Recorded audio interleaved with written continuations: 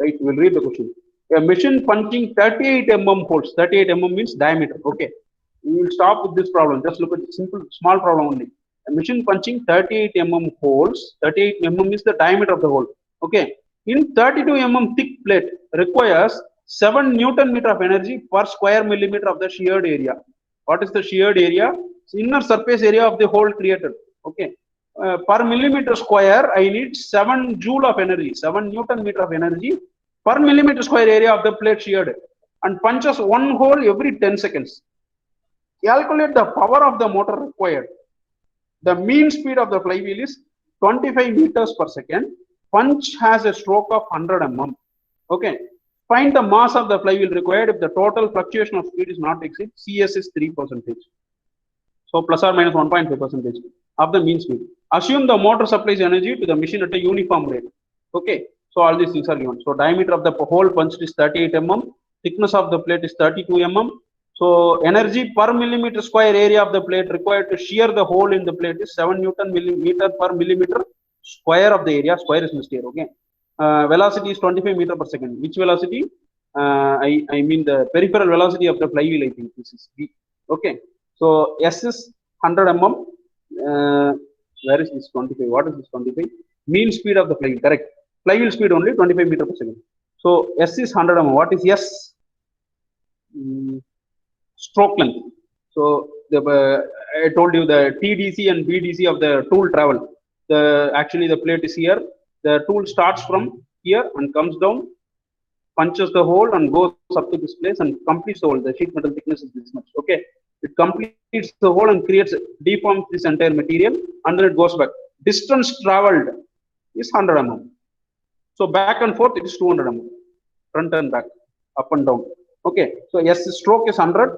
So fluctuation of speed is 3%, 0.03, plus or minus 1.5. So it is 3.03. CS is 0.03. Okay. So power required, power of the motor required, right? It's very, very simple. Just one problem, you carefully listen. All the other things you can easily do. Sheared area equal to circumference of the hole multiplied by thickness. So if you have a hole like this on a plate, okay, the plate is having some thickness. Okay, so circumference multiplied by thickness will give you the inner surface area of the cylindrical hole created. Correct? This area, the shaded area that I have shown in the derivation.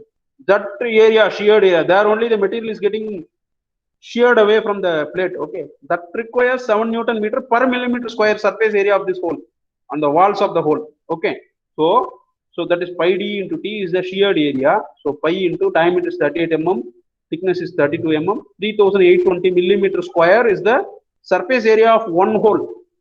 Okay, per millimeter square I need 7 joule of energy. So therefore entire energy required to punch one hole is 7 into 3820. How did this 3820 come? Area of the hole multiplied by 7 Newton meter. Okay, 3820 is the surface area of the hole.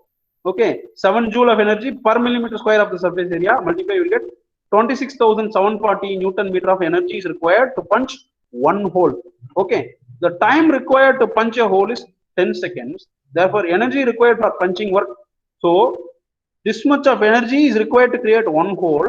Time taken for creating one hole is 10 seconds. Therefore, per second, what is the energy required? Divide this by 10. Okay. So, this total energy requirement divided by 10. Since one hole is punched every 10 seconds, so per second, the motor should give 2674 Newton meter per second. This is nothing but watts. Okay. Joule per second, watts. 1 Newton meter equal to 1 joule. Joule per second is watts. 2674 watts of power the motor should have. Any doubts up to this? Clear? So how did I find this? I will just repeat once again. So find the surface, inner surface area of the hole, pi into d into thickness. That gives you the inner surface area of the cylindrical hole. That surface area per millimeter square, I need 7 joule of energy. So for this much of area into 7, 26,740. That much of energy is required to create one hole. One hole is punched every 10 seconds. So therefore divide this by 10. Per second, what is the energy required? Power rating you will get. 2674 watts power is required to run this machine. Okay, next. So mass of the flywheel required. Since the stroke of the punch is 100 mm and it punches one hole every 10 seconds, time required to punch a hole is in a 32 mm plate. Right. Now you have to clearly understand this. My punch is moving from A to B. The tool is starting from here and it is coming down and punching a hole on a plate and it goes back. So the entire time taken is 10 seconds. What is the distance traveled? Downwards 100 mm, upwards 100 mm. Similarly, for the next hole, downwards 100 mm, upwards 100 mm. 10 seconds time taken to travel 200 millimeter. How 200? Downwards 100 mm, again upwards 100 mm. Both should be included in punching the whole time. Because you are going to keep punching next plate, next plate, next plate, next plate. Don't just think about forward motion alone.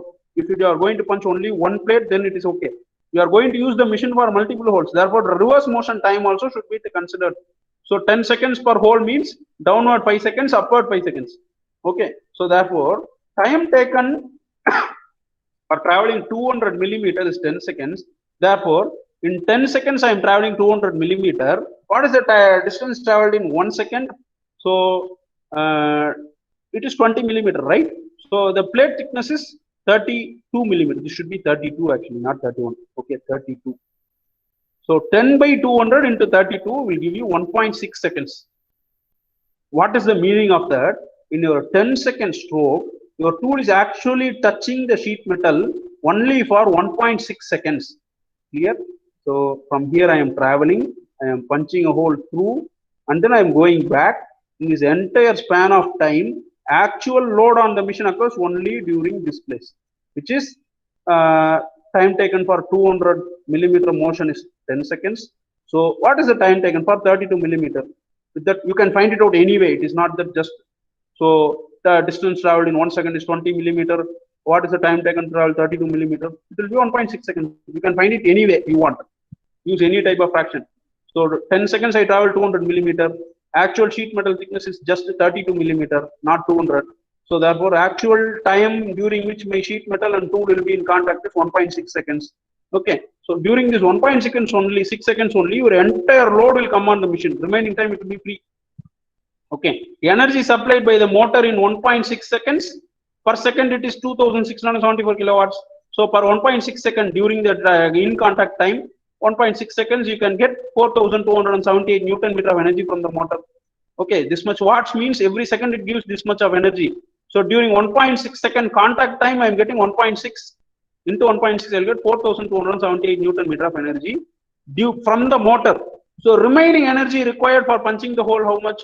Total energy required for punching one hole is this. So out of this, I am going to directly get this from the motor. So subtract it. Remaining this much of energy should come from the flywheel. Clear? Because I am putting an underrated motor. This much of energy should come from the flywheel. Any doubts? Because in 1.6 seconds, your motor can give only this much of energy, but you need this much. Find the difference and design a flywheel for this much of fluctuation of energy. Okay, this is your delta E. Required energy for punching one hole. Actual energy given by the motor during the time span of punching one hole. Difference is your delta E. This much delta E, my flywheel should be able to generate. Only then you can create a hole with such a small motor. That is the basic idea. Okay. So coefficient of fluctuation of speed is 0.03. Maximum fluctuation of energy m omega square Cs. Put all the data into the formula. So delta E you have just now found out. Mass is unknown. Velocity given in the question. Peripheral velocity maximum 25 meter per second. Cs is 0.03. Substitute everything into this formula and find out the mass of the flywheel. It comes around 1198 kilogram. If you have a 1198 kilogram flywheel, then some 2.5 kilowatt motor is enough to run this machine. Hence, mass of the flywheel required to meet the energy demand m equal to 1198 kg. So that completes the problem. So any doubts in this problem?